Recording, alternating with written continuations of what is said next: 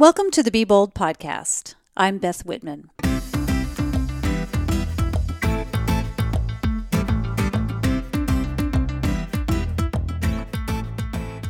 Thanks for joining me today for the Be Bold podcast.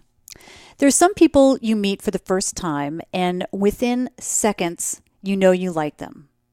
They walk into your home, they give you a hug, they take off their shoes, search for a fork for the breakfast they've brought with them, and they grab a tissue without asking for one. That's Mona Das. Mona's running for congressional office in the 8th District of Washington State. And while I don't consider myself a political person, and this episode is not political per se, I was really interested in chatting with Mona because I wanted to know what it takes to run for office in today's climate, as a woman and as a person of color. First, I have to say that Mona blew me away in terms of what I thought an Indian woman was, or was supposed to be. She also totally turned upside down my perception of what a political candidate, quote unquote, should be. Mona is 5'1". She's an inch shorter than me, but she packs a punch and leaves an impression. She's someone you want at your Sunday brunch with friends because you know the conversation won't stop and it'll always be something interesting and thought-provoking. She's an open book, and you can tell she's got a heart of gold. In short, she's definitely someone you want representing you because you know that she's going to fight like hell to make things right. Seeing her photo on her website or Facebook page, reading her bio and about her values, none of these do her justice compared to when you meet her in person, or you hear her, as you will on this podcast. I really hope she represents the changing face of politics. And I don't just mean that literally because she's a woman or because she's Indian. I mean because of what's underneath all that. She is a powerhouse like few women I know. Mona was moved into action when she woke up on November 9th. While her friends were in puddles of tears on the floor after the 2016 election, Mona was compelled to do something positive. She decided to run for office. I only wish I lived in Mona's district because you can bet I'd vote for her in a heartbeat. And I think you'll feel the same way once you hear her. With that, enjoy this conversation with Mona Das. What I really want to know is where you were before breakfast. Where did you have coffee and where did you start your day today? I had a great morning. I started off with this group called the F-Bomb Breakfast Club. And it is exactly like you think it's going to be. It was just a bunch of badass entrepreneurial women who start their days once a month on the first Friday of every month, just talking about what it's like to be a badass woman entrepreneur. So what kind of topics came up today? Today, there was a woman who has a diversity training company. And one of the most profound things she said was when people went to hire her, they asked her if she had any white folks working for their diversity training company. And I thought that was really fascinating to unpack that. Right. And then the other woman had a pole dancing fitness company. Very interesting. Yeah. So it was a very interesting morning. Yeah. So a little bit of everything. Yes. Okay. So what I want to say just to right up front is that this is not a political podcast, right? But inevitably we're going to talk about that Sure. today, which is totally fine because there's I know you have some strong opinions and I love that, and I want to talk about some specific things. But the thing that's strikes me so much about you is that we've been Facebook friends for a while, which time. I know, although we can't recall how we connected, but we were Facebook friends. And then I saw that you were running and I saw this beautiful photo of you online, your big beaming smile, your beautiful face. And I just got back from India. Right. And I've been there maybe 6 times now. And so I kind of know, I thought I kind of knew like the typical Indian woman. I've got a lot of Indian friends here, right? Yes, I'm very not the typical Indian woman. No, and then we have this conversation and I'm like, holy mackerel, like where did this woman come from?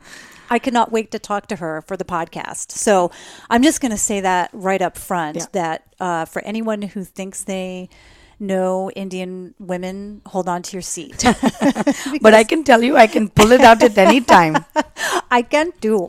I'm so happy to be here with you. Yep. So we're going to have a great conversation. So let's first. So you are Indian. You're Correct. of Indian descent. I was born in India. Born in India, right? And you came here. I was 8 months old. Right. So what brought your parents to the U.S.? Well, my parents came here with $6 and really a dream for a better life. And the education was the opportunity, which is why education is really important to me. So where did they land when they came here? Yeah. What the heck? Just like bring somebody from another country with a few dollars in their pocket and they land in Michigan. Like, how does that happen? Right. So my father had an opportunity to study at the University of Michigan. Oh, okay. Yep. Okay. Yep. So he was not in education, but he came to actually study. Correct. Super. And then your mom came with him. Well, no, actually. So my parents' story is so fascinating. They met very traditionally Indian on their wedding day. And then what happens in Indian culture, as you probably know, is the woman leaves her family. And my mom was, taken away from her 11 brothers and sisters, a huge family. I have 40 cousins on my mom's side. And she was the youngest woman of her siblings. And then what happens when they get married is you then move in with your in-laws. So not only did she move in with her in-laws, who were strangers, my father, who was also a stranger, then went to the United States to study. So she was there with, and then of course, 9 months later or 8 months later, I think I was early, I came along.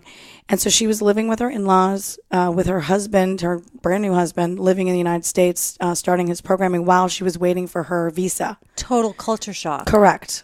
Yeah. Wow. And she went from a very, very little town in Nepal to a small town in India. So it wasn't a very big town. It's called Bhagalpur, and it's not a very big town. It's in a state called Bihar, which is the poorest state in India. And she then came, then she came with $6. So I think the deal is that $6 was the maximum you could bring at that time in the 70s. So my dad came in 71. Which is also the year I was born. Wait, what, a maximum amount? I think you could only bring $6 because every Indian I've ever talked to has a $6 story.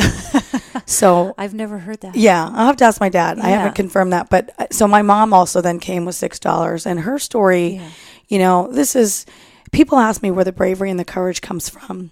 And it comes from my parents. They got into a plane for the first time in their lives and went to a country that they didn't know, and they didn't know what the future would hold. And then my mom, only knew one word of English at the time, which was milk. That's the only word she knew.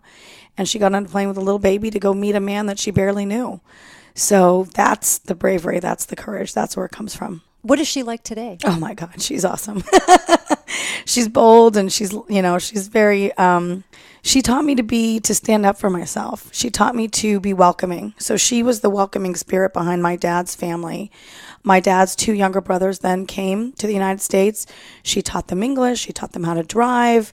The whole family learned English by watching Sesame Street.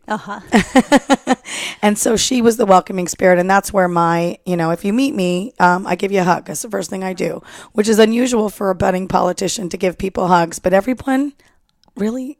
Well, it's unusual for Indians too, isn't it?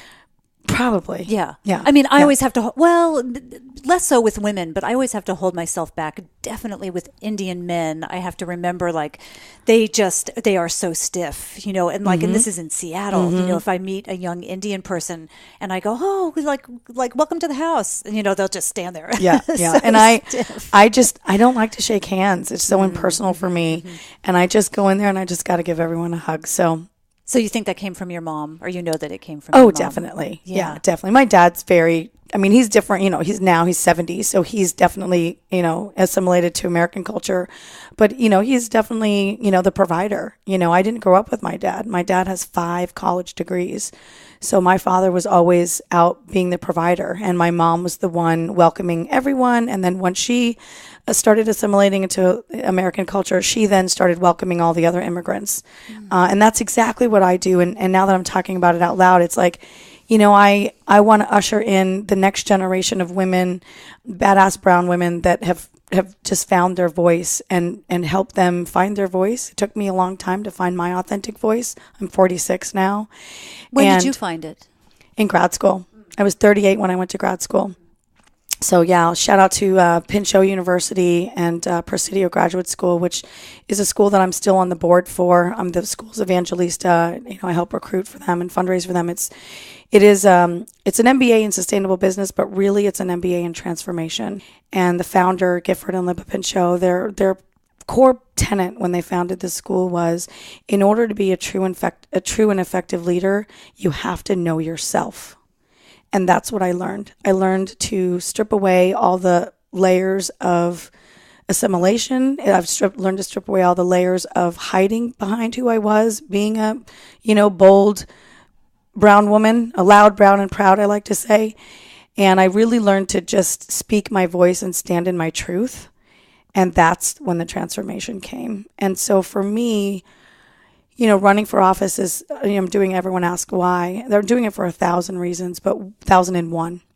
And I'll explain the one later. But one of the biggest things is I want to usher in the next generation. And I've already succeeded because at least 10 to 20 women have come up to me and said, because of your bravery, I'm now thinking about it. So about running? Or a variety of things, but specifically about running for office. So I'm trying to understand how your mom came from Nepal, came from Bihar, India, and then landed in Michigan. And somehow, do you think that it was just something inherent in her, that she had this strong ability or this ability to be strong? Or do you think that it was a coping mechanism because your dad was out working on his degrees and she had to fight her way through it or shrivel away? Yeah, I don't know. That's a great question. I can't wait to ask her. They came here, and what's interesting, and I didn't understand this. As I was growing up, my parents were always friends with other Indians. And it used to really bother me because, I'm like, we're Americans. And I've always tried to be as white as I possibly could because that was my coping mechanism. I was always the different girl. I've lived in 8 states and 3 countries. And I grew up in rural Pennsylvania and also Louisville, Kentucky. So being brown and smelling like curry and, your parents wearing weird clothes and having weird artifacts around your house was weird. And so I always tried to be different, and I've always tried to, that's the part. Be different than your culture. Correct. Yeah. I didn't embrace my culture until a long time ago. Just very recently. And one of the things that I always find ironic is that now Americans are embracing Indian culture. I know so many people have been to India. People are wearing bindis. They say namaste, which they say namaste, which also drives me a little crazy. It's not pronounced correctly. And now there's yoga studio on every corner. Mm-hmm. And so they're wearing nose rings. And I think that's, there's part of me that's really excited about that. And there's part of me that's like, where were you when I was, in 4th grade and feeling lonely? And I think that's, as I evolve and as I do a lot of personal development and a lot of personal work, that's what I realize is my calling, is to make people feel included. And I will say in the political process right now, people are not feeling included.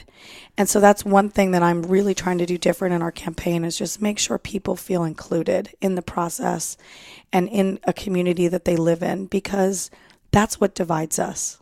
I want to come back. I want to eventually come back to kind of your story, but I also want to jump in now because I've got a bunch of questions for you just in terms of the political aspect of it. And you're running for Congress in the 8th District of Washington. That's correct. Right. In Seattle, or Seattle area. Tell me the story about how that came about in November. What happened to you at that point? Well, my story starts a little sooner than that. If you want to know the full story. Please. So about 12 years ago, I don't know about you, but I do my best thinking in the shower. And so I was visiting my brother. We were in Cleveland, and we were hanging out with his girlfriend, who's now his wife, and my sister-in-law and the mother of my fabulous nephews. And it was my first time meeting her. So she didn't know me. And I haven't watched television in 20 years. And my brother has a TV, a large one. Well, now he has 3 big ones. But I stayed up all night watching TV, because that's what happens when you don't have one for a long time. I'm with you on right? that. I don't have one either. And when I go to a hotel, I'm like, what's on? Oh my God. And I just sit there with the clicker, right? Yeah. So I ended up staying up really late, probably only a couple hours of sleep, which I now know when you're running on a little bit of sleep is kind of sometimes when you have the best ideas. So I got out of the shower and I said to my brother, I said, I'm going to be a senator.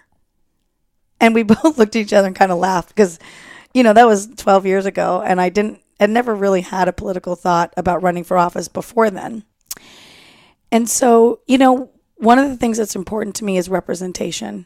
And when you look at pictures of the House or the Senate or even local political office, especially 12 years ago, they don't look like me. They barely look like you. And you don't see yourself. If you don't see representation of who you want to be, you don't think that it's possible to dream that dream. So I literally just, gone. It was just a dream that went away, but it kept coming back. It's one of those things where the universe starts to just knock on the door. And I always like to listen to those things. And so as my life has ebbed and flowed, and like all of our lives, we've all had big dreams and we let some go on the shelf and then we pursue some. This is one that just kept coming back to me. Fast forward, I ended up getting my MBA, and then I told somebody this dream. And you know what happens when you tell someone? It's out loud, and the universe moves out of the way to help deliver that. So I found out about first training. It's called Center for Women in Democracy. Huge shout out to Kathy Allen for starting that organization. And she's still a very dear mentor to me. Where is that located? It's here in Seattle. Okay. Yeah. So if there are it's geared towards young women. If you're a young woman and you want to run for office, check it out. And then I was walking my dog, and I'll never forget this. I always get a little verklempt when I talk about this story. I'm walking my dog and I see a sign, one of those political signs, and it said Pramila Jayapal. And I believe it was for state senate at the time when she was running for state senate. I used to live in that neighborhood. And I literally stopped and I started to cry because it was the first time that my crazy dream was no longer that far away. And then I saw another sign for Kushama Suwant, and I thought, oh my God, thank God I moved to Seattle. Because you're seeing these Indian names. And women. Yeah, and women. I knew that they were women. I know, as Sure. an Indian person, you know what a male and female name is. And I literally knew at that moment that my dream was no longer outside of reality. And now I've met Kushama, and I've met Pramila and Congresswoman Pramila, and I'm so grateful for what she's done. And I think we shouted about this over the phone. There are now 12 South Asian women running for office in the Puget Sound area. No kidding. 12. Wow. Yeah. So I've been calling instead of the 12th man, I've been calling us the 12th woman. So I'm trying to organize all of us to get together and wear like Seahawks gear and show, hey, there's the 12th man, and then there's the 12 badass women running for office here in the Puget Sound area. And I know it's unusual. And I call it the Pramila and the Kushama effect because it is literally representation. And that's why it's important. And that's why I'm proud to be doing what I'm doing. And then, that went on. And then I did, someone told me about women's campaign school at Yale last summer. So last summer, not this past summer, but the summer before that, I attended women's campaign school at Yale, which was fantastic. Another great resource. And since then, I've done 3 or 4 other political trainings for progressives, for women, and the trainings are out there. And that's what really gave me the confidence. Education obviously is an important tenet in my family. And I knew what I didn't know. And I knew that I need to get educated. So I spent a lot of time doing that. So what do you learn at that program? You learn how to run for office. I had no idea that there was a training academy for that. Most people don't, and that's why I'm happy to share it with your listeners, is because there's resources out there for you to run. They teach you everything, how to door knock, how to fundraise, how to figure out what your vote number is, how many votes you actually need to win, and it goes on and on. The Yale training is the most comprehensive, in my opinion. How long is it? It was 5 days from 7 a.m. to midnight every day. And what as a networker, as a super connector, as someone who loves to connect with people, one of the things that's the most important thing to me about these training programs is the other people that you meet. Because running for office is very lonely. My friends and family, they are so supportive, but they have no idea what I'm going through. And around 11 o'clock at night, when I finally have a minute to myself, I know my other women friends who are running for office are awake. and we text each other and we get on the phone and we support each other. And I only met those women through these training programs because all my friends, again, are supportive, but they don't know how to support me other than emotionally and financially, obviously. But there's support that I need that I don't have time to explain with someone when I say, oh, I was knocking on a door and this is what happened to me. Or I met a donor. I've had 2 really, really, really racist comments said to me to my face so far. And I'm grateful for them because at least they say it out loud. I know that a lot of people are thinking it, and it's, great to get it out in the open. But when I need support, I know who to call. And those women that I've met in these training programs are it. So to finish the story, I woke up on November 9th, and while my friends were on the floor, one of my friends tells the story, she was on the floor bawling her eyes out, and her daughter came up to her and said, Mommy, when can I run for office? And notice she didn't say if, she said when. And that's the important thing. But these friends of mine just couldn't work. They couldn't sleep. And I woke up on November 9th, and I'll never forget this. I woke up, and it was almost like I was on autopilot. I sat straight out of bed, which is not how I get out of bed. I usually kind of roll over, but I got straight up out of bed. And at that literally instant moment, I knew that I was going to run for office. I knew I'd been preparing, and I knew I'd been training. But again, I put it off because, this is a big thing. And I just knew. And within that month, I was vetted. So in political circles, you get vetted. It's sort of like being interviewed. So it's like, they ask you questions. Who vets you? Who's they? Well, this organization was called Amplify, and the man's name is E.J. Juarez. He's fantastic, he's still a very good friend of mine. And Amplify Northwest is a wonderful organization. They vet candidates in 3 categories: women, people of color, and people under the age of 35. So I fit 2 of the 3 of those categories. And EJ has been sort of guiding me ever since. So what does that mean? So they go into your background and they say, look, we were able to dig this up. No. They just ask questions. It's an interview. It's like, what have you done? Where do you serve? To what end? Just sussing out whether or not you're ready. And then they tell you, like, look, you passed the test. We think that you're ready to go. Or... Well, what usually happens in my case, and I'll never forget what EJ said to me. He said, you're more prepared than I was prepared for you to be. And I reminded him of that on the call a couple days ago, and we both had a chuckle because he knows me now and he knows that I am over-prepared. I have to be. I'm a woman of color. I'm trying to do something big. I have to be more prepared. I have to be more educated. And I think the thing that surprises folks is that I love being underestimated. That's my favorite thing. And the thing is I've been underestimated my whole life. This is not anything new. I'm a business owner. I started my mortgage business, and, that's not easy to do either. So I think I love being underestimated. And I know that I have opportunities because I have drive and I have tenacity, and I don't give up. My favorite phrase is that I don't take no for an answer. I just ask a different question. So once what they do is once you're vetted, and there's lots of different organizations that vet you. Once you're vetted, it's either, yes, you're ready to run. No, you're not, but let's give you this training. Amplify is great. They offer trainings for candidates. And once I chose a federal office, they don't endorse, nor do they help federal candidates. They're only state and local level. But you don't. If you're going to run, you don't have to be vetted. No. This was just something that you opted to do. Okay. Yeah. You want to make sure you build the relationships. Politics is like anything else. It's all about relationships, and it's all about relationship building. And that's one of my core strengths, is building relationships.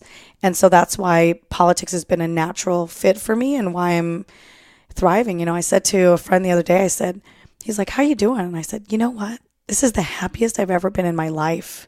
I'm thriving. I said, I jump out of bed every day at 6:00. And he said to me, I've talked to a lot of candidates, probably thousands. He said, I don't think I've ever heard anybody say that to me. But I found my true purpose, and I found my true calling. Early on, when you were talking to your brother and you had that epiphany in the shower that you were going to be a senator, and I have no doubt that you will be a senator. Like, I just have no doubt about that. Now, having met you and even just chatting with you on the phone, yeah, totally. So it took a number of years between that time 12. and waking up on November 9th. Correct. And figuring out that that's what you needed to do. During that time, you did say that it kind of came and went, but why didn't you pursue it earlier than that? Again, like I just didn't think it was possible. It wasn't until I saw the signs, like literally saw the signs of other Indian women that were doing it. Did you feel like that there needed to be a mentor or someone in front of you before you did it? Obviously, yeah. Have you found that in other things? So you've had a successful mortgage business for a long time. How long has that practice been 13 going? years. Okay. Yep. Did you have mentors with that? Oh, absolutely. Okay. Yes, I'm a big fan of mentors, and I think that's why I love mentoring others. Folks that are younger than me and older than me. I get mentorship from when I went to grad school, I was 38. The average age that year was 33, and one of my very best friends, Ramona Cohen, was 24. And I learned a lot from Ramona. I learned as much from Ramona as I learned from my professors. What made you decide to start the mortgage business? Oh, well, that's a good story. I was in tech before that. So I was in software for 8 years. And then my husband and Was that in Seattle? No, it was in Portland. Yeah. So I've lived in 8 states and 3 countries. So I've been all over the place. So then my husband and I, at the time we moved to Ireland, he got into his master's program in Dublin. And we went to Ireland for a year. And that's when I realized, back to my earlier story, that's when I realized why my parents were friends with other Indians in this country, is when I went to Ireland and all of our friends were American. Because that's what you were comfortable with. It was just, the Irish are interesting because they, fascinating country, fascinating people. Beautiful people. Beautiful people. Fun. I had such a great year. And what I found is that in Ireland specifically, they have relationships since from they were born and kindergarten. So when you come as an outsider, even if you're going to stay there forever, they know you're going to leave. And we ended up only staying for a year because our visa, after his schooling was over, we had to come back because I couldn't get a work visa. And so I've been an immigrant twice now. I just realized that. What I found is that it was really hard to break in and be friends with other Irish folks, that I had to find my own peer group, and they were Americans. I discovered a group called Women's Club of Dublin, and there's American women's clubs of every major international city, and that group was my savior because it literally allowed me to have friends, and I'm a very social person if you haven't figured that out.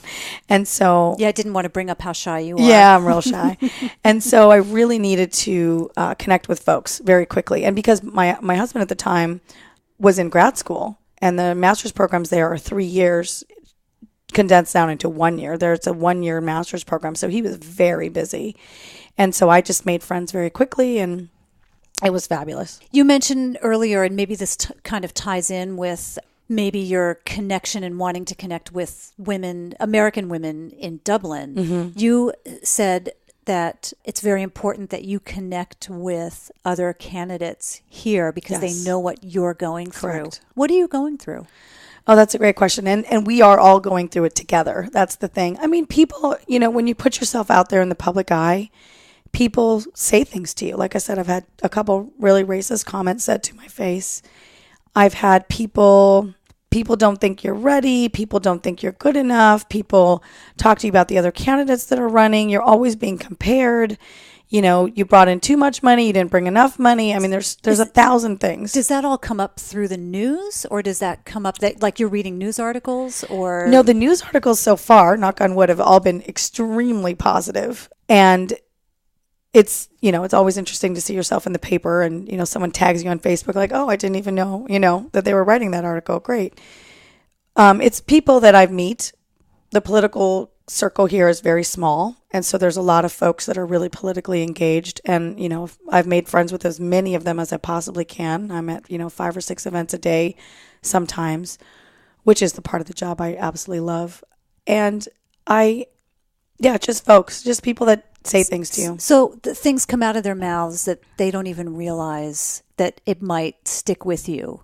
Like right. Just like of stuff course. Just tumbles out. Of course. And like, you're not ready. Why don't you start with a different position, Correct. council member, whatever. Okay, I see. So those are the kinds of things. It's just nice to have support. And there's from also others. really, really positive things. I mean, there are people that have come out of the woodwork I bet. to come and support me. And I want to say the most interesting lesson is the people that I thought would support me the most have kind of disappeared. And people that I never would have thought would come to support me have bend over backwards, not only financially, but emotionally, and show up to my events, volunteer for me. Like, that has been unbelievable. Like friends? Yeah, friends and strangers. Well, I mean, friends are disappearing. Yes. Okay. Yeah, some friends have disappeared, and it's been interesting. And I also don't have time. I don't have time to nurture some of the relationships anymore. Do you think that they just don't know what to say to you, or they're not supportive, or just whatever? They're just busy too. Of course, everyone's busy. Everyone's lives are very full. I will admit that when I have a friend who has a child, and I don't have kids, right? When I have a friend who has a child, I hope that I don't disappear, but I also don't know what to say to someone or how to support them. So I'm kind of reflecting on that, thinking it could be very similar. It's very similar. Where you just don't you don't know what to say to a person, because they're not up at 11 o'clock at night having had a door slammed in their face or racist comment said to them. Yeah. So yeah, I can understand. You said that you've done quite a bit of personal work over the years. Mm-hmm. What did that involve? Well, I would say started mainly in grad school, examining, the self. One of the things that I learned in grad school, which is just fascinating, and this is why I love my program and am so passionate about making sure people find it as a resource, because it is a school that is for change makers. It is a very niche school. An MBA in sustainable business is the very first one, started now 16 years ago.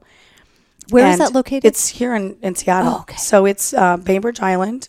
It used to be called Bainbridge Graduate Institute. So there's a program on Bainbridge Island, which actually I'm so excited. I'm heading there today as soon as I leave here. We have a change agent in residence program, a care program. And in grad school, our motto was do something care worthy. And today I'm going to Bainbridge Island to be the care. I am just, when they called me and asked me, I of course got very, very emotional. I was very excited to be honored to be asked to come and speak for the weekend. So what you learn, and we have this class, it's called Leadership and Personal Development. And it is a class that you have throughout your 2 years of school there.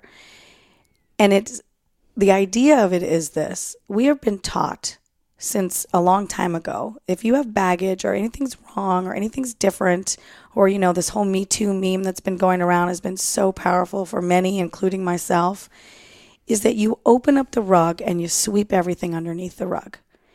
And sweep, sweep, sweep, sweep, sweep, sweep, sweep. So by the time I got to BGI, I was 38 years old. And many folks, the youngest students obviously have graduated from college. So the youngest students are often 24 years old. And even then, they've swept so much under the rug. And what this school teaches you, and what Gifford and Libba's vision is you can't, like I said before, you can't be a true and effective leader until you truly know yourself. And that's your faults, that's your weaknesses, that's your strengths, that's your opportunities. That's literally like who you are and how to be your true and authentic self and bring your true authentic self to the world. How many people running for office do you think do that, though? Not very many. Yeah. Yeah, not very many. But they still get in. They do. Yeah. And then we don't want to spend much time talking about number 45, but then you get that. Someone who's only in it for themselves and doesn't really care about the millions of people that he's affecting with his tweets. And so the school teaches you to bring that baggage out and look at it and examine it and say, when did it arrive? Oh, you were 6. What happened? What prompted that? And let that go. If you're reserved, or you have an abandonment issue, or you have, any of the fears, which you realize that there's only 5 or 6 true fears: fear of being liked, fear of rejection, fear of feeling stupid. There's about 5 or 6, is you figure out when did that fear show up and why. Because when you do the deep work, you know why. And then you can say thank you. We call them loyal soldiers. You can thank that soldier, and you can say, thank you for your time, for serving me. I don't need you anymore. And then we do like a little thing where we let that soldier go. And that has been a transformative process for me. And what I found is that I let some of those soldiers go in grad school. And LPD is what we call it, Leadership and Personal Development, LPD. It's the gift that keeps on giving. And it is literally, now that I can identify a soldier quickly, I can thank it and let it go on its way, because it's like peeling an onion. You have so many of these soldiers. And if you're just starting to do this work, I hate to break it to you, but there's so many of them. And once you peel one away, then the next one has the ability to come up. And that's why this Me Too meme was so powerful for me, because I have stories, Me Too stories from the time I was 4 years old. And those have affected me, obviously. And, it was the first time I really got to examine some of those. And it was back during this leadership school? No, just the meme. Oh, the meme. The meme that went around. Right. And I think one of the things that was so powerful for me is seeing that every single woman that I knew said Me Too. Every single one. That was powerful. But then what was more powerful was the men's response to the Me Too meme, because we were their sisters, their daughters, their grandmothers, their mothers, their coworkers, their best friends, their wives. And some of them, I know my campaign strategist, who is also a very woke man, he posted, hey guys, if you're not willing to own up to what you've done to perpetuate this thing, then don't post about it. And I love that guy, and it was really powerful. But it's because I've done so much deep personal development work that I can stand rooted in my values and my beliefs, because at every moment when you run for office, somebody is trying to knock you down, whether it's for their political gain or somebody else's. Or out of ignorance. Correct. Mm-hmm. Yeah. Yeah, sometimes it's not. It's just a lack of thinking about it's I wouldn't say ignorance. It's lack of awareness. Yeah. It's lack of awareness. Ignorance of not knowing what I call it. Just like they just don't know any better. They just don't realize what they're doing. Or they haven't thought about it. Right. Yeah. And I've been, over the years, I've been guilty of things like that myself. Yeah. Like, oh my God, I can't believe I said that. Right. However many. Can I take it back? No, I can't. No, but you can apologize. Yeah. Right? Yeah. I mean, you can always go back. And when people... I do this. If I have a realization, it just happened to me a couple of days ago. I said something to someone that was not very kind. And I went back to that person and I called them and I just said, I am so sorry. And that more people just need to say sorry. Yeah, I agree. When you say you're sorry, it literally means something. Yeah. And it's so hard for people in our culture to do, and I don't know why. A sign of weakness. Yeah. It's a sign of weakness. Yeah, that's what it is. Yeah. Hey, let's talk about Me Too. Sure. Because I was in India when that happened. And so I was in Papua New Guinea in August, and then I was in India actually just last week. And in Papua New Guinea, the statistic is that about 80% of women have been raped. In India, I had heard that it was about maybe 60%, could be like someone said 60 to 80%. And I know I was reading the newspapers, like I think the Hindu Times or Hindustan Times, and it said something about, there was an article about a woman who had killed herself. She hung herself after she had been gang raped. And that happens, right? I know that it happens. And I was horrified, reading that article and then hearing these statistics, the rape statistics. And I think in the U.S., and I'd have to check this, but I think in the U.S. it's like 1 in 4 women. I'm not sure about that. That's what I've heard too. Yeah, so 1 in 4. And it's horrifying. And all these years, I'm a Me Too also, right? I've got lots of stories about just, for me, it's sexual harassment on the job or wherever, just walking down the street, just, the comments that men make. It's crazy. And I can say unequivocally that 100% of women in the U.S. are affected by this. Like, there's no doubt in my mind. So when I'm looking at statistics in Papua New Guinea and India, that's like 60 to 80%, and I'm like, oh my God, I can't believe that happens. And I have been in denial because it's just a part of life here. Yep. I've been in denial that 100% of women in the U.S. get this kind of feedback, abuse, domestic violence, whatever, in whatever form. It happens to every one of us. And when that Me Too started, and I was reading my Facebook feed, and this was in India, and I'm scrolling through the Facebook feed, and I'm like, holy cow, like I get it. Here I am being judgy pants about other cultures and like, oh my goodness, I can't believe all the rape's going on. And then I think, oh, wait a minute, this is happening. Like I'm the frog in the boiling water, where it's just part of our society, and I haven't ever looked at it.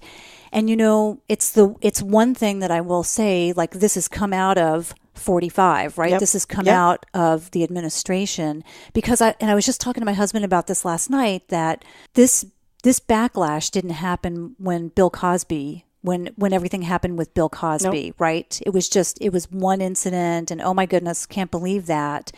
But now, because we feel empowered, and maybe it's because of the Women's March, but definitely it's this empowerment that's going on with women that is absolutely amazing.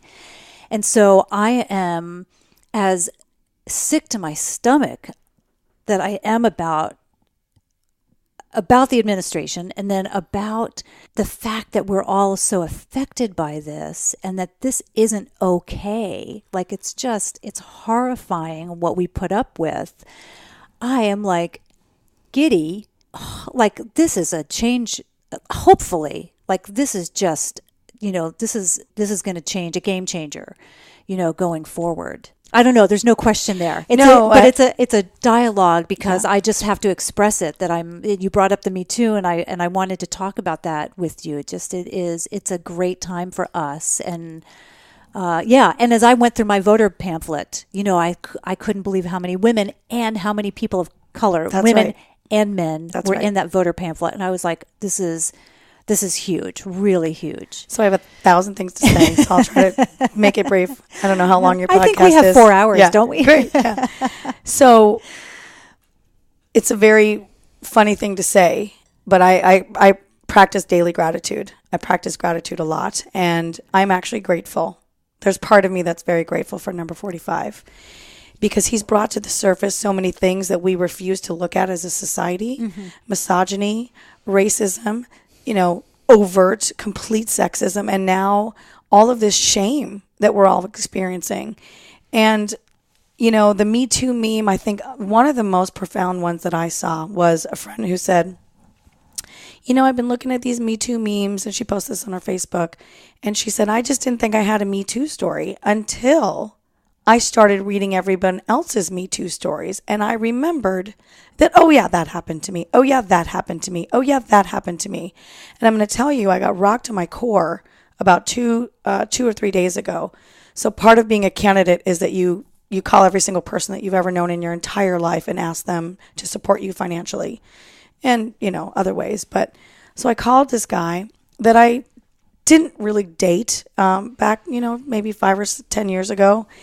But we kind of went out a couple times. And I remember he said, and I don't really drink. I've never really been a huge drinker. I mean, not since my 20s. And he said, like, will you bring a wine bottle? Will you bring wine in a water bottle to the movie? And I was like, sure. Okay, great. And he's a really good looking guy. And he had a recycled bottle company. So, plastic, he would sell the stainless steel bottles. And at the time we were because I'm really into the environment and sustainability, and I hate plastic water bottles. It's my biggest pet peeve. And so I was going to give plastic, these reusable stainless steel water bottles as client gifts. So we met in my office. Anyways, very cute and all of this. And so we went out a couple times and nothing ever happened. And it was like, oh, whatever, I moved on. And so I called him because he was in my phone, and called him up to see if he would support me, because I knew he sold his business. So I figured, he might have some cash, right? And it would be great to catch up with him. The guy on the other end says, well, and I won't use his name. Oh, maybe I should call him out, because it's a very interesting story. He says, Mark isn't available. And I said, oh, did you buy his business? He said, yeah. And I said, oh, he must be on an extended holiday. Knowing Mark, he's probably traveling the world. He said, yeah, something like that. And then as we kept going, he said, well, I'm not going to say anything, but why don't you Google him? I said, is he in prison? I said, is he in jail? He said, yeah, he's in San Quentin. So I Googled it. He, 4 or 5 years after I knew him, violently raped multiple women and was in San Quentin. And I sat there and I couldn't continue calling people, because I thought to myself, I dodged a bullet. And you know what?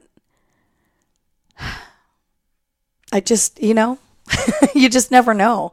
And so because women tend to not report these things like date rape or, I was molested as a child multiple times by male babysitters.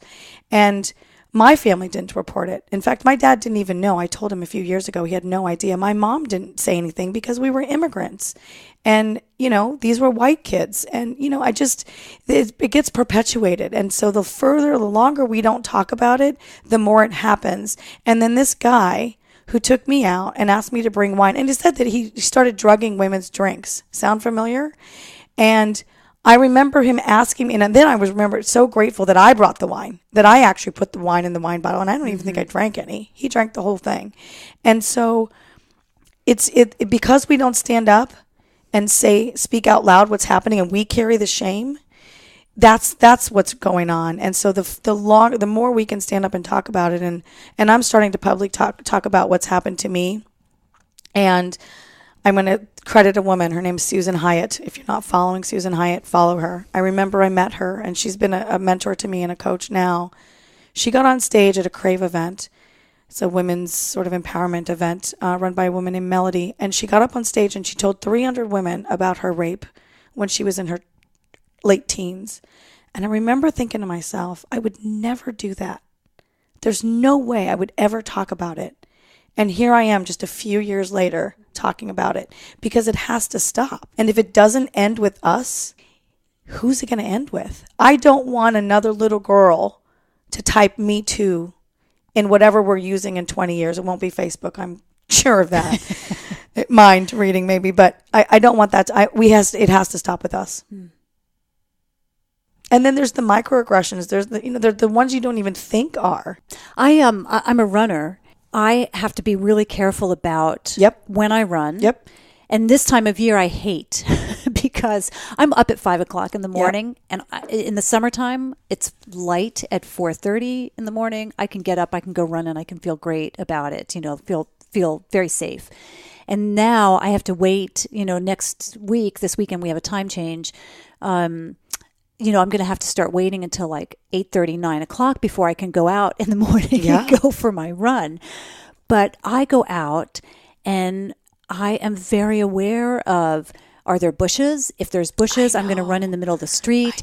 This person, okay, there's a guy coming, but he's got a dog. So, I think I'm pretty safe running by him because he's got a dog, but I'm not going to... constantly analyzing. Constantly. And you don't even know you're doing it until you think about it. You know what? I actually didn't know that until I read an article by a male in Runner's World. And it's Peter Sagal, who's an NPR host, but also he's a runner and he writes this monthly column.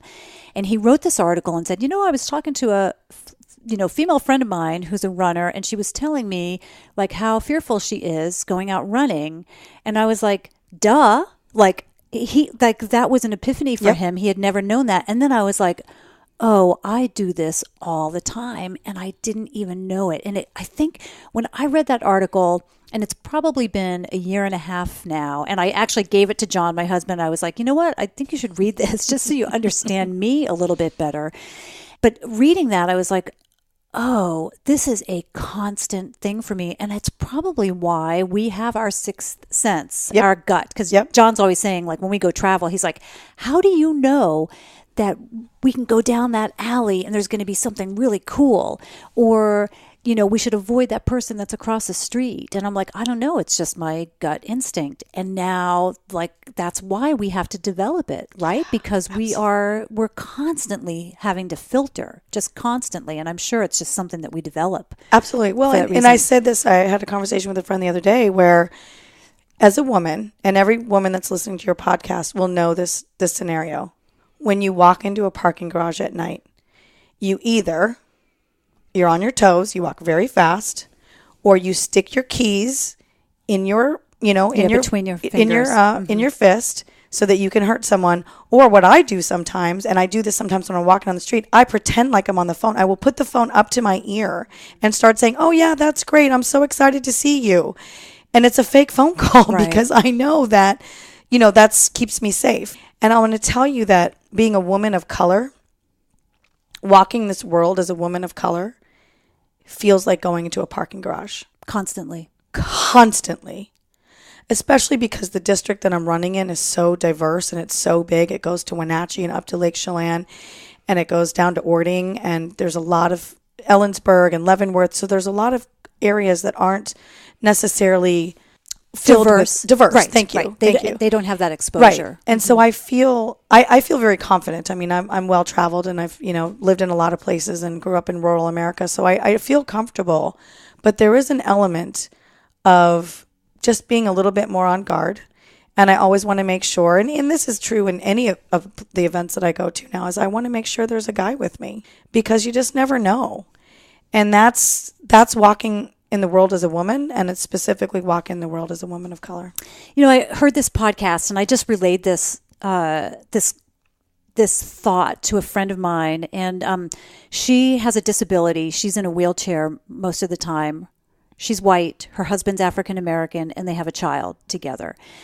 I had heard this podcast maybe in the last year or so where the person who was reporting or being interviewed or just having this conversation said he was a black man. And he said, I went to London and I had lunch with a friend of mine, a white person, and it was the first time that I felt like a waiter looked at me as a person and not as a black person. Wow.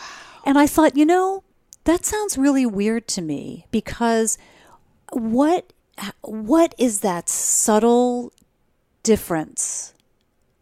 What is it that made him feel like, because I think that I would imagine that a waiter here isn't going to look at somebody who's of color and either make a comment or treat them differently.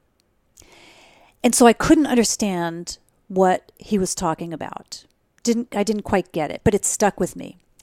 And with this whole Me Too thing, I started to realize that I'm putting words in their mouths, or your mouth, or people of color's mouths, right, that is probably the same thing, where you are constantly filtering and trying to figure out when you get that sideways glance. And I will admit that when West Seattle's changing. I live in West Seattle, and we've become more diverse. We have more Indians. I'm delighted. We have more Indians, I think, primarily from the tech industry, yep, and more African Americans that I'm seeing. And I'm like, this is just great. But I also know that if I'm in an easy street and a black person walks in, I do glance up.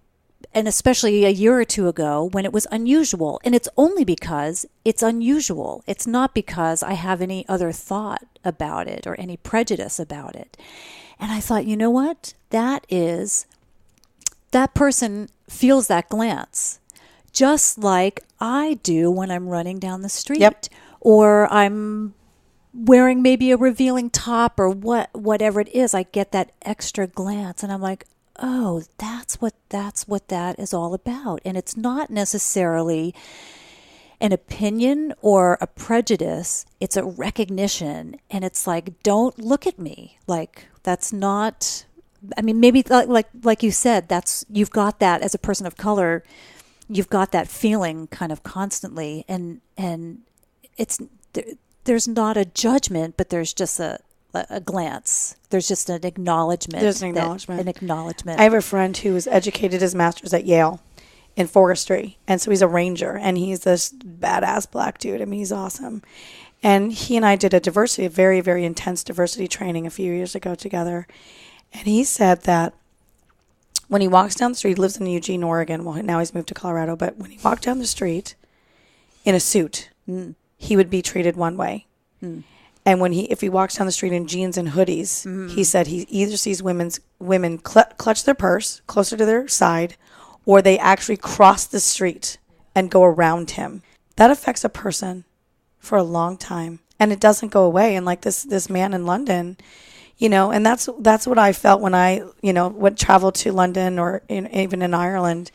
When you travel to places where diversity, or, Vancouver, that's one of the reasons I love Vancouver, BC. Because it is so diverse. It's so diverse. And working around as a brown person is like normal. And, I've chosen to live in the Pacific Northwest. I've lived in the Pacific Northwest for 21 years.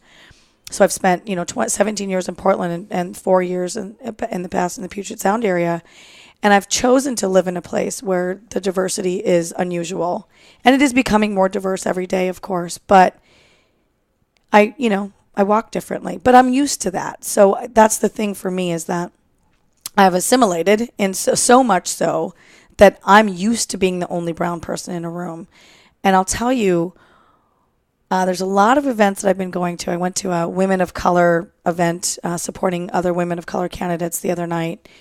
And there were, I think, 80 to 100 people there. And it was all women of color. There were a few white folks, and there were a few guys. And when people say to me, like, oh, this is the most diverse room I've ever been to, I say, how you feel right now as the one of the only white women or white folks in the room, that's how every room I walk into is for me. And I say that because I want them to understand that that's how we, as people of color, especially people who have really, really pushed the envelope, feel and walk around in the world. You have quite a different approach to this. I'm changing tact a little bit here. You have quite a different approach as an Indian woman than most Indian women. Mm-hmm. Like, and we've talked about that, kind of where you got your strength from your family and from your mom. How do you think, and also just as a woman candidate, like, you're much different than me. Let's just take the ethnicity out of it. You're just much different than I am as well. How do you think that will play out as a candidate? Like, do you think that the world is ready for a Mona Das and your big, vibrant personality as a politician? Yes. Are there others like is the face of politics, has it changed? And this is kind of the new norm? Yes. I mean, as I mentioned before, there are 12 other Indian women running. But they're not all like you. Oh, a lot of them are. No. Oh, they are loud, brown, and proud, and outspoken. And I'll tell you what, if number 45 has taught us anything, and there's 1,000 lessons, is that you don't have to actually have experience to run. And I think that has really taken people like me that don't have a career in politics. I'm not a career politician, nor do I ever hope to be one. I hope to serve. I've always been about serving. I mean, I've been in service my whole life, customer service, and then, owning a business is all about serving your clients and your community. And so what I'm seeing is these other 11 women, most of them are first-time candidates as well. And we are, we call each other. We talk to each other. We support each other because we also have different things, roadblocks that were in the way. In fact, I heard something really funny the other day from another Indian friend that I just met. And she said the Indian community here is like, oh, there's too many Indian women running. And I thought,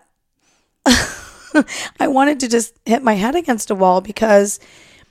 But you're not even running against each other. No, we're literally, no two Indian women have been running in the same race. I mean, we were going from Congress to state senate to school board to city council. I mean, these are literally all different positions. But what I heard, and when I did some reflecting about it, is we're all asking them for money. So what they're hearing is, I can't divide my wallet in 12 ways. And that's good to know, and, there's lots of people that are giving me money. Trust me, the Indian community has not come out 100% to support our race yet because, our race is next year and the current race is ending here next Tuesday. So there's lots of people that are willing to donate and are very excited to give money. So it's not about splitting the wallet. It's not about that. What it's about is having representation in Congress and all levels of government. And I'm even an advocate for all levels of corporations. We need to be on boards. We need to be on corporate boards, the ones that pay. And, most women are relegated to nonprofit boards. I'm on how many nonprofit boards? And then a year ago, I found out that if you're on a corporate board, they pay you. And I had no idea. I'm like, what? I do all this board work for free. Right.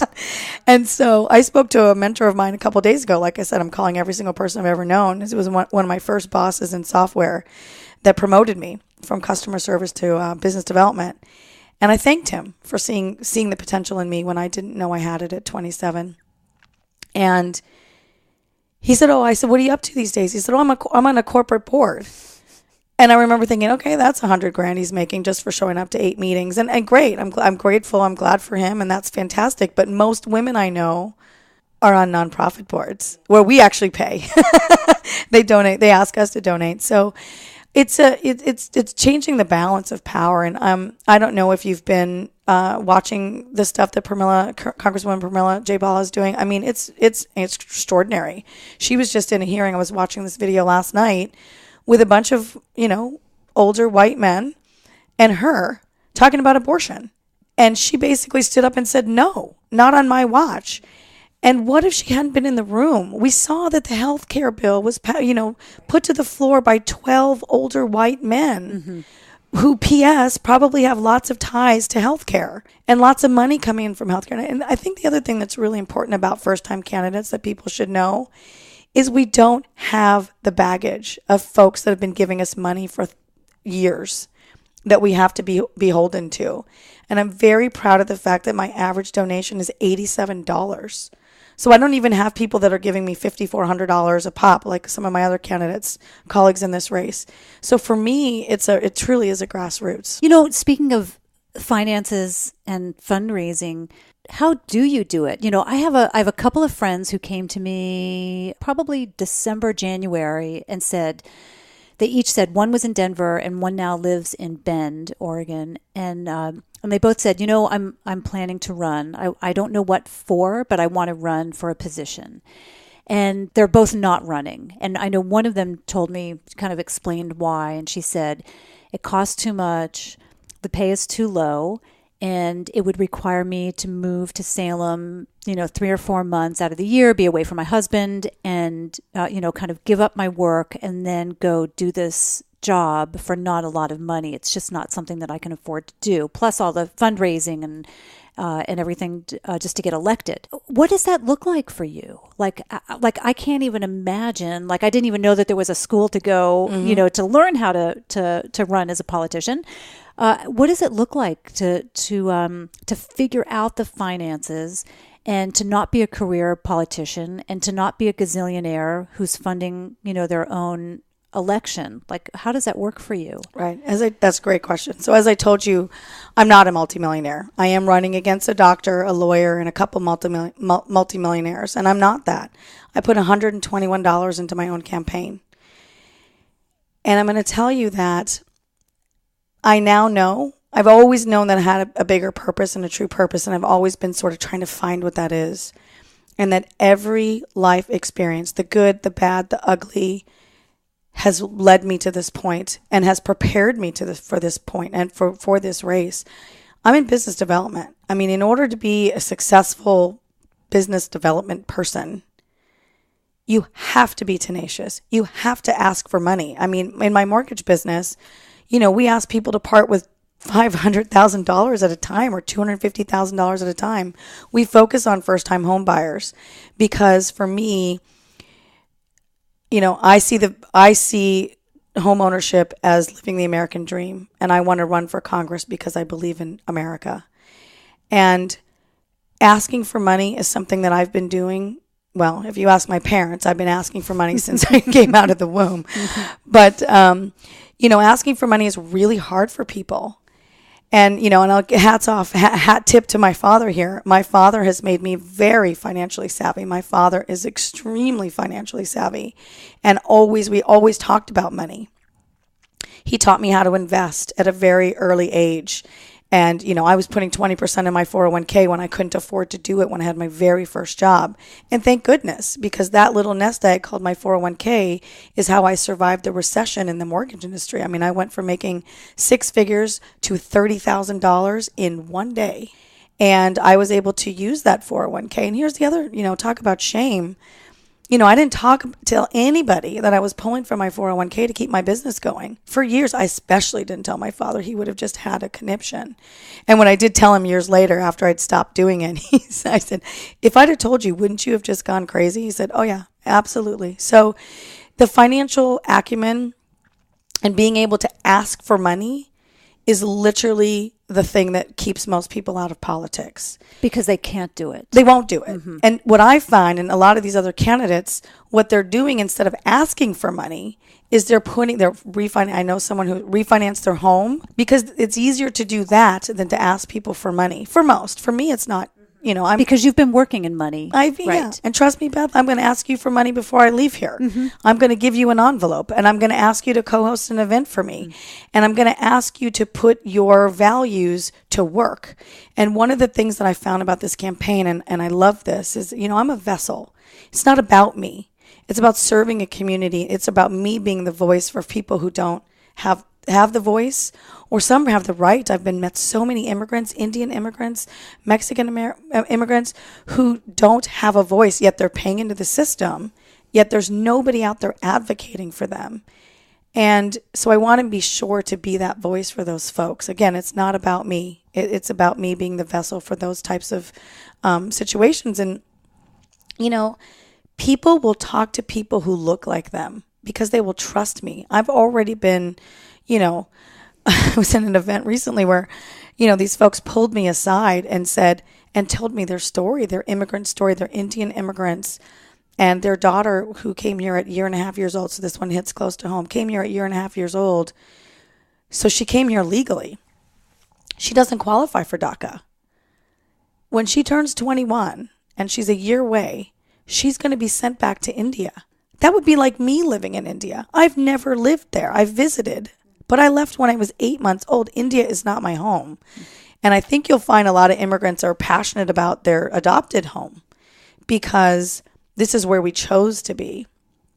And these are people that I can help. And I don't know that they're going to get help or that they would even approach someone that didn't look like them to help them with their very specific problem.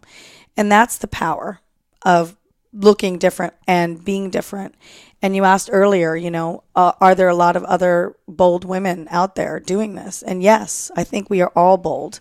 And the finance piece is hard. You don't get paid to run. I mean, that's the secret. This is why wealthy people run for office. This is why our current political system is stacked the deck with people who are generally wealthy. Because I've been doing this since March. We started planning since March. And I prepared for this. This is how prepared I've had to be.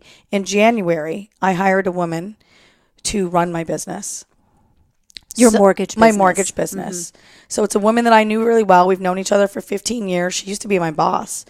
And she started running my business in January. So that as I ramped up March, April, May, June, July, we launched on July 4th for a very specific, obviously meaningful date. So that by the time I ramped up fully to run for office, she was ramped up running the company so that I could fully immerse myself. I mean, I am literally working from the time I wake up, which is 6 a.m. to midnight every day. It's the best job I've ever had, but I don't get paid for it. So what do you say to someone who wants to do it, but just can't, like my friends that I talked about? I would ask them to go to one of these trainings, because then you will actually learn how to do it, and you won't feel so nervous. You won't feel so like it's such an unknown. It's a new world. It's a new language. There's new vocabulary to learn with this business. Just like when I got in the mortgage industry, it took me a year to learn the language. How do you not feel defeated? Because I would imagine if it was me, like I'm not a political person, like I have opinions, and there's things that I would like to see change.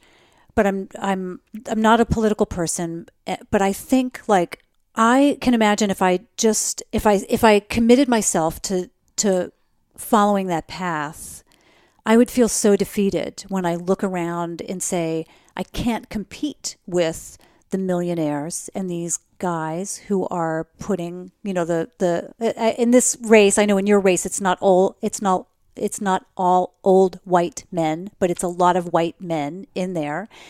And you can't compete with that when they've got so much money and the 50 Shades of Grey guy, getting, some weird publicity out of it and kind of, monetizing that or, working that into his favor. I would just feel defeated. I want to throw up my hands. Yeah, well. How do you not feel that? I love this question. Thanks for the softball here. This is what I say to folks. Every system, in this country has been designed so that I am not sitting here talking to you today. And yet I succeeded anyway. I thrive anyway. If I had let all the people that said no to me, oh, you shouldn't do this, oh, you shouldn't do that. I'm not talking about just politics. I'm talking about day-to-day life. If I had let any of those people dictate what I did and did not do, I would not be here today. So I'm used to people saying no to me. I'm used to people telling me that I'm not good enough, or I should know this or do that or whatever. And I do it anyway. And so for me, when I heard those racist comments, did they bother me? Absolutely. Especially the first one, because it was right to my face. And you know what it does? It makes me work even harder. And that's the part, the Energizer Bunny part. I was just speaking at it with a group, my local LD, a couple of days ago, and the other candidate came up to me and she said, oh my God, it's like 9:00 at night. She's like, you have so much energy. Like, how are you doing this? You just did a great job giving your talk. And I said, get used to it, because this energy does not go away. I have a friend who calls me an energician. And I remember when I was in my software days, and my boss at the time, who is somebody who drives me still to this day because he was such a jerk. Oh, God. I'd love to tell that story sometime. He said to me once, he said, Mona, he's like, I watch you. He says, you just let everything fall off you like a duck. It just sloughs off of you. He said, but the thing is that some of the things that you say stick to other folks. And, he was basically saying, like, please stop, challenging the establishment, because you're rallying up the troops and they just, slough off of you. And so I've never forgotten that. He said, you're like a duck because it just rolls off your back. And so I guess I've always been that way. And I'm just like the little girl that could. I mean, I know this is a podcast, so people can't see me, but I'm 5'1". I'm like this little tiny thing. And I don't know. I don't know where it comes from. I have no idea. Probably being an immigrant. And this is what I say to folks too. My family came here with $6. So I don't have a choice but to be an optimist. I don't have time to be a pessimist. I have only optimism. And if things aren't going to work out right now, then they're going to work out another day. But I'm going to keep going, and I'm going to keep trying. And I won't quit. I just won't. Do you feel like, because these things have stuck to you a little bit, because you remember them, like these comments, do you feel like things just roll off your back? Yes, absolutely. Because every day, and this is what I say to folks, hug a candidate. When you see a candidate out there doing their thing, go up to them. Just give them a hug. That's actually all they need. They need your money. Yes. They need your support. Yes. They need you to say, how are you doing? Everyone says, how are you doing? It's really hard to answer that question. But if you just give them a hug, they just need it. Because that's what I do. They all need it. And what they say is that they can't, they don't know how to move forward after some of these comments. And they do start to, weigh on them. And for me, I don't know. They weigh on me, yes. But what I say is that every day we make a choice to run. Because the day before we probably got beat up, someone said something that was untrue or unkind or whatever. And now these candidates that I know they're running, I mean, the dirt is slinging because they're successful, right? If they weren't being successful, they would be ignored. But the dirt is, being slung right now. And every day we wake up and we still have a choice to keep going or to stop, to put the foot on the gas or to put the foot on the brake. And so far, every day I have woken up ready to go at 6 a.m. Congratulations. Thank you. That's a big thing. Speaking of that, do you have a daily practice? You mentioned being grateful and kind of having a gratitude practice. Do you wake up in the morning and do anything special? I do. Yeah, I have a gratitude journal. So I write in that. I do some yoga and do some stretching, and I also meditate every day. For how long? Usually about 20 minutes. Okay. Yeah, and I usually meditate before I go to bed as well. Oh, wow. Yeah. That's a big deal. Yeah. Because I'm a meditator as well. 20 minutes is kind of my max. Yeah. But yeah, it's a good grounding Absolutely. Practice, yeah. For sure. Hey, so let's go back a little bit. And I mentioned that I wanted to go back to some of the kind of the origin and history of you. And your travels. You touched upon that a little bit. So you've been back to India, and you've been to a lot of countries as well. So what was bringing you to those countries? Yeah, just why were you traveling? You know, I definitely get my sense of adventure from my family, and so I'm really grateful. As I mentioned, I've lived in 8 states and 3 countries, and so every time we would move, my family, my parents and I, and my brother's 10 years younger than me, so we would always see the surrounding area. So every weekend, we didn't do sports. We didn't, my parents didn't know that that's what kids in America do. So I never was in sports, which was, now that I look at it, was absolutely fantastic because it gave us our weekends. And so, like, we lived in Arizona, for example. So we would go to Mexico. We would go up to Grand Canyon. We would every weekend we would go somewhere. Were you following your dad around with his programs? Yeah. So I always, So what I am is what I call now a corporate brat. A friend of mine coined that term, is that every time my father got a new degree, he would get promoted and we would move. So, my motto, and one of the reasons why I'm so outgoing and so friendly, is my motto is make friends before lunch or eat alone. And so, that's the sense of adventure. And so then when we used to travel to India, we used to go every 4 years. So I went 4, 8, 12, and 16. Then my dad started realizing that we could add a couple days as a layover in a foreign country. So at 16, we stopped in Germany for 3 days. And then another trip we stopped on the way back, we stopped in Switzerland for 3 days. So it was just like this, going from India to Germany or India to Switzerland. I mean, it's kind of like mind-boggling, right? The difference between Europe and India and America. And so I got my sense of adventure that way. My father and I and my brother and my mom, my dad, I think he just turned 70 this year. He's been to 69 countries. I think he's almost at 70, and I think I'm at like 35 or something last time I counted. And so traveling is part of who I am. It's part of why I am an open person to culture, I believe. I believe that the more you travel, the less bigotry and hate you can have, because then I know you're well-traveled, as we talked about it extensively, is at some point when you travel in a foreign country, you are relying on the kindness of an absolute stranger. You are stuck. You have no money. You have something has happened, and you are like at the mercy of some absolute stranger to take pity on you. And they do every single time. Right. It's not a big, scary world out there. No. It's an open, wonderful And they don't world. do it because you're going to give them money. They do it because they are there and kind, and their cultures are like that.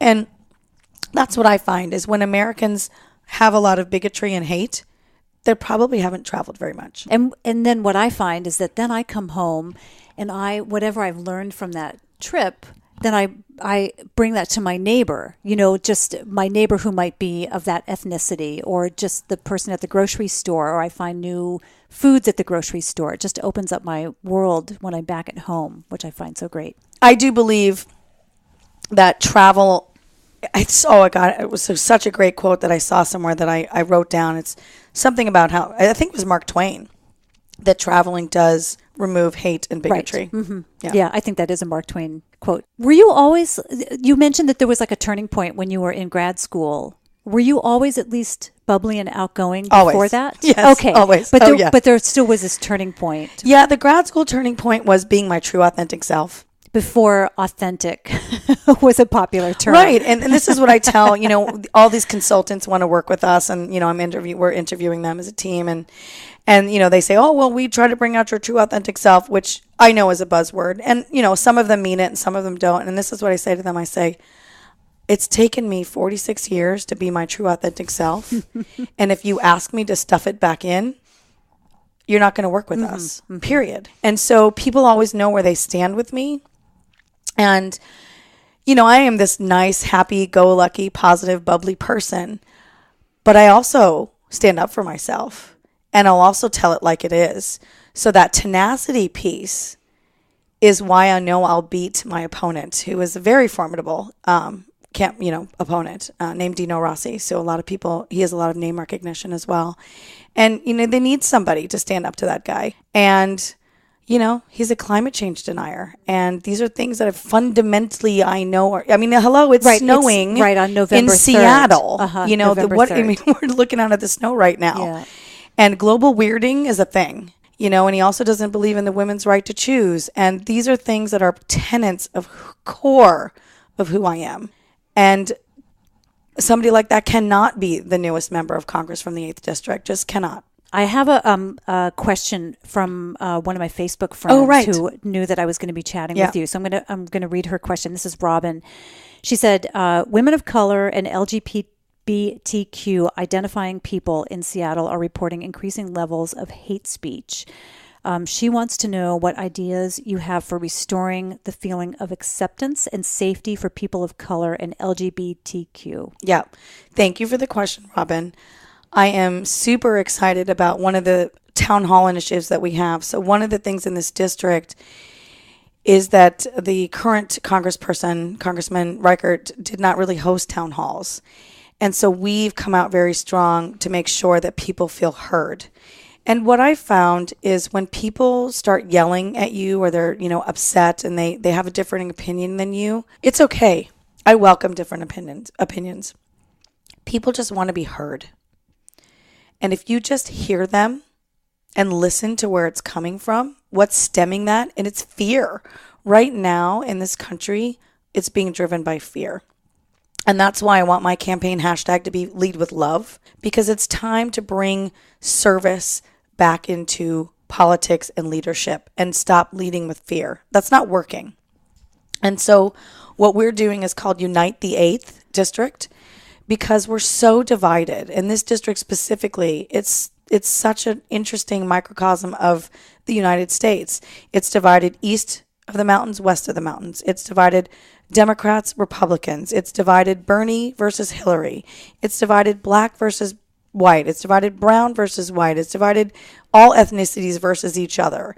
It's also divided geographically. There's so many divisions. And so that's why we're calling our campaign program, our town hall programs, Unite the 8th.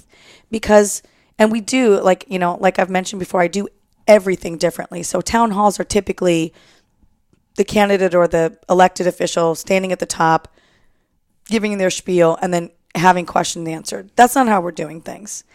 What we're doing is our first one was in Auburn a couple of weeks ago. It was title was Jobs, Labor, and the Economy. And we brought a labor leader, Dale Bryden, who was fantastic. We brought a couple of candidates who are running, Michelle Rylance, Nate Lowry, and Larry Brown in. And then we brought some, then we had the community members that came. And what we did was we said, here's the problem. We know that the solution's not going to come from us. The solution's going to come from the community, from people who have these issues and have already thought of the brilliant solutions to address them. So let's listen to them. So that's why Unite the 8th is a really powerful theme, is because it's not about me waxing poetic about my solutions to problems. I can't possibly know anything. And one of my biggest superpowers is that I have 3 superpowers, and I only do those 3 things every day. Everything else, I hire experts and I let them do their jobs. What are your superpowers? Well, that's a whole nother topic, but I usually always ask, what do you think they are? And then I get some information that, you're seeing me outside of me, right? But really it's connecting. It's asking folks for support, whether it's financial, asking folks for money or support or whatever, and it's making sure that people feel included. Those are some of my superpowers. What's the process of actually running? So I know that when we first connected about possibly doing the podcast like a month ago, before I left for India, I was like, oh, we have to hurry because elections are coming up next week. And you're like, no, I'm running next year. So I was like, oh, wow, that's really wasn't even on my radar that it was so far out. So what's the process? You said that you had really kind of ramped this up, announced on July 4th. And then what's the process in terms of elections over the next year? Yeah. So the primary is in August. Mm-hmm. So the filing deadline is in May. So we filed in July. And so more candidates, my guess. May of 2018. Correct. Wow. More candidates will. And there's already 8 of you? There's quite a few. Yeah. Yeah. I there's new ones have announced recently, so I haven't actually looked at the FEC filing recently. We're just heads down. We're not really worrying about what everyone else is doing and what kind of campaigns they're running. We're just running ours, and we're running to win. So that's what we're doing. So the filing deadline is in May, and then we'll know how many candidates are left. One has already dropped out, and more will drop out, I'm pretty sure. The realities of fundraising, the first 2 weeks is really awesome. All your friends and family give you all their money, and then it dries up. I talked to one of the accountants the other day, and she said, wow, yeah, the first 2 weeks were great, and now fundraising is hard. And so for me, I'm just sort of ramping up. I haven't even called the 6,000 people that I have in my database. I haven't had time. So I'm still working through my lists. And really, it's just about having enough volunteer base. It's showing that you have a viable campaign, which means that you've hired the right consultants and you're doing all the things that the political folks measure, the politicos measure. And that's financial resources. It's the team that you've built. It's the volunteers that you've cultivated. It's the time that you've spent in the community. And it's what's called name ID. What's your name ID in the district? And how many people know who you are and that you're running. So as I mentioned before, I'm a super connector. And so I'm at 5 or 6 events a day. I am meeting every single person I possibly can. And luckily that I have this, little tiny little woman personality that people remember. And, if anything, I'm memorable. And so I know that once people meet me, they will remember me. And I have a name like Mona Das. So that all works. Isn't it exhausting? 5 to 6? Like, I love it. Well, what are you doing to take care of yourself? Oh, that's a great question. It's just got to be draining. That's a great question. I am an extrovert. I'm 100% extroverted. So what I do to take care of myself, self-care. Self-care is extremely important to me. And my staff, when they see it on my calendar, they know not to schedule anything around it. So my saving grace is a place called Olympus Day Spa. Where is that? There's two. There's one in Tacoma and there's one in Linwood. And it is literally, I was there last night till 10 p.m. That's not the Korean. Yes, it is. Oh, it is. Okay. Sure. Yes. Also known as the Naked Lady Spa. That's what most people call it. So I love that place and it nourishes me so that, I have to give to myself before I can give to others. One of the things that I always say is you have to put the oxygen mask on yourself before you can help others. And that's what I do. So you do it once a week? Do you do something that's taking care of yourself? Oh, last week I was there twice. Okay. And I know, like you said, you're doing your meditation and once or twice a day, you're doing gratitude. And I'm doing some yoga in the morning. And, a lot of times I'll have walk and talk meetings. So I try to fit that in. When it was nice out this summer, I would always go for a bike ride. But really for me, it's that self-care. You know what I find really interesting in terms of my meditation practice is that you think, oh man, I don't have time for 10 or 20 minutes of meditation. If I don't, and it won't happen on one day, like if I didn't meditate today, it's not going to come out later that day. But if I don't consistently, then I blow 2 hours being pissed off about something that if I had meditated, I would have breezed through and I would have let it roll off my back or I would have just handled it differently. So I find it really interesting that that what the saying is, if you don't have time for a 20-minute meditation, you need to meditate for 40 minutes. Right. So it's like, but yeah, I find it's a time saver if I put the time into it. So I'm going to tell you one of the other things that's my secret weapon that I did last year. I had a health crisis last year, 3 in a row, and I really examined what I was doing and what I was putting in my body. And I was addicted to wheat, sugar, and dairy. Yeah. Like most Americans. Yeah, that is easy. And so when you see the picture of me from when I was at Yale Campaign School in 2016, and you see the picture of me now, I look like a different person. So I stopped eating the things that were making me sick. And I no longer eat gluten, sugar, dairy. I didn't really drink much anyway, but I really don't drink, even though I'm on the label of the Nasty Woman wine bottle. So when that does open, I usually have a couple sips because, it's good. Shout out to Meg Murray there. And I just don't have those things. And the revelation I had after I just started with the Whole 30 and no grains. And so what the revelation I had after eating clean for a couple months and starting to see the actual health benefits, I said, I remember this Facebook post, I said, in our society, we're taught that a reward, a treat is cake or, you know, a Cinnabon or whatever. And it's laden with sugar, wheat, and dairy. And I said, the real treat comes if you don't eat those things. Mm-hmm. And for me, that was a big revelation. I need less sleep because I'm not exhausted from all the sugar and the wheat. And everyone's bodies are different. This has just worked for me. And I was diagnosed many years ago with Hashimoto's. So I had Hashimoto's thyroiditis, which is a thyroid disease. Right. And my thyroid was never normal. And I didn't take the meds because a lot of the folks that I knew that were on the meds, it didn't work for them. So I thought, well, why am I going to take a pill that I don't need and like whatever? So I stopped. I didn't ever take the pills. But what I did know is that my doctor's been tracking me, my naturopath. And after being on the Whole30 for a year, my thyroid levels were normal for the first time. Isn't it amazing what the body can do, can heal itself? And our first thing is that we go for medication. Yep.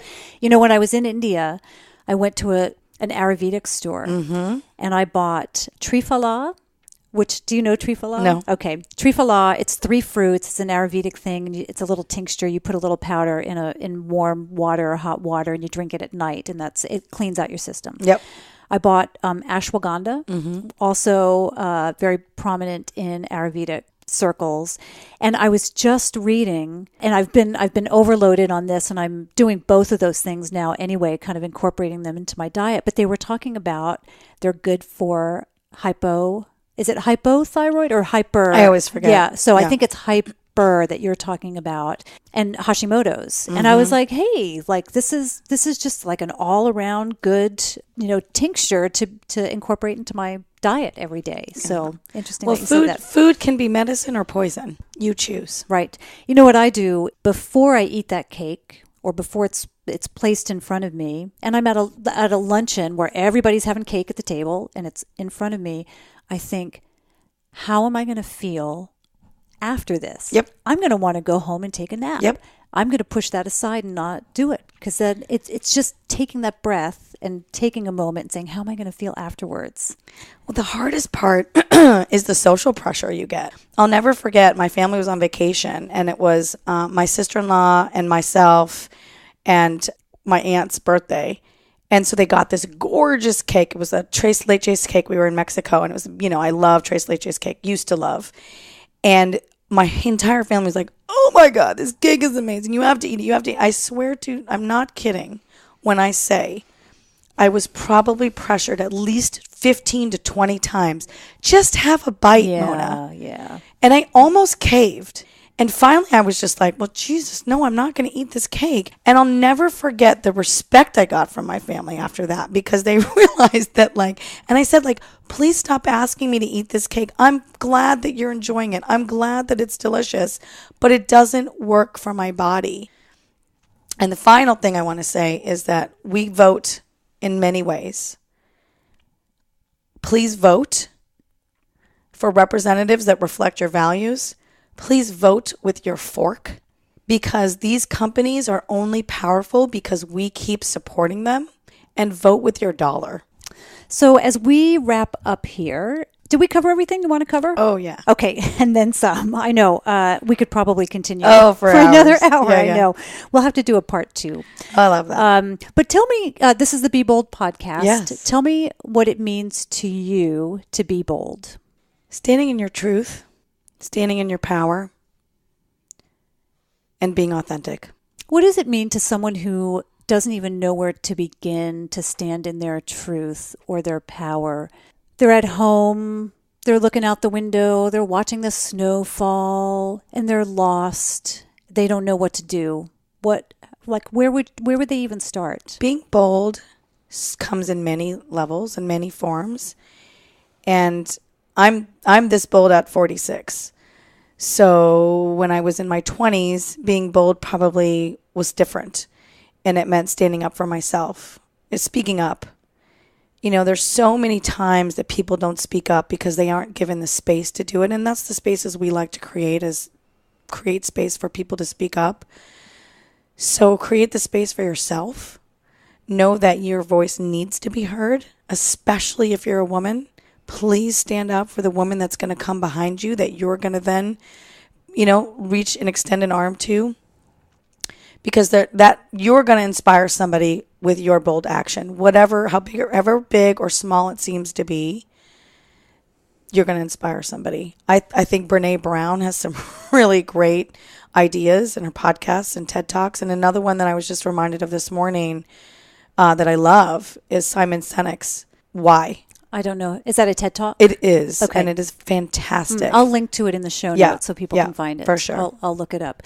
I really like that idea that being bold is different at different points in your life, because it's not just about being out there and being the loudest or standing up for yourself, but it could just be these nuances that happen throughout your life, and we make different choices throughout our lives. I wanted to say for those women out there that are used to saying yes, I remember the first time I said no.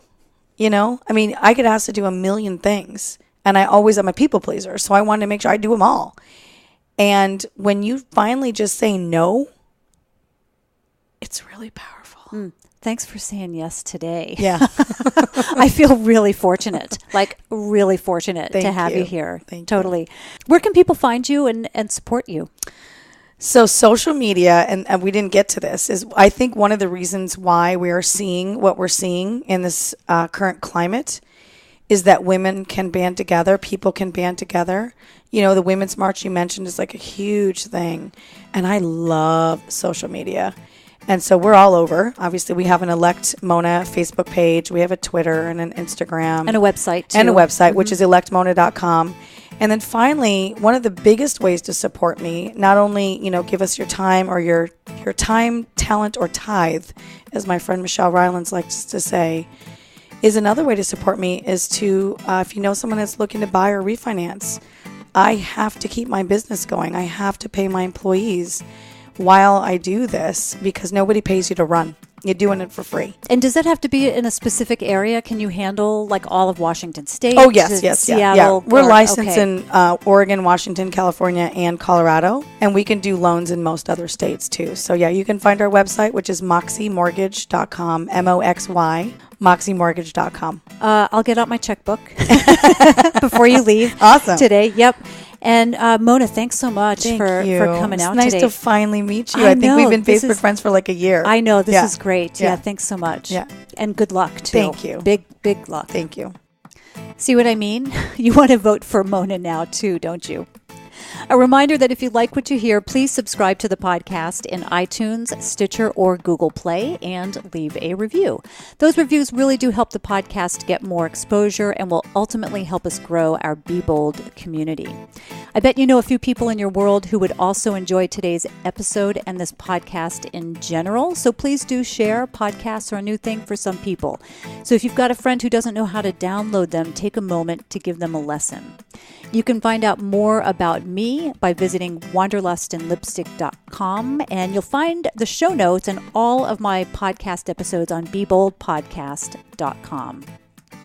I returned from India just over a week ago, but have plans for another North India tour late next year, and I'm also working on a South India trip. So if you'd like to visit India yourself, consider joining one of our Wander tours. I've also got spots available on Tanzania, and that includes a safari and Kilimanjaro trek, and I'm also working on details for gorilla trekking in Rwanda. I've got space on Papua New Guinea next year, as well as culinary tours to Santa Fe, New Orleans, and Seattle. You'll find all of those on wandertours.com. If you'd like to connect with me, you can find me on Facebook, and I am Wandergal on Instagram. Sign up for my newsletter on the Wanderlust and Lipstick site, and you'll receive a series of tips for making your travels safer. I've also started sending out Wanderlist, a monthly roundup of my favorite gear, music, podcast episodes, and other items that I've discovered and want to share. And you generally won't find those on my social media channel, so that newsletter is a special place for that info. And finally, the ladies can join us on our Be Bold Facebook group. That's where you'll find our growing community. It's where we share goals, talk about our setbacks, and where you can find words of encouragement and inspiration from others. Thank you for joining me for another episode of the Be Bold podcast. Until next time, be bold.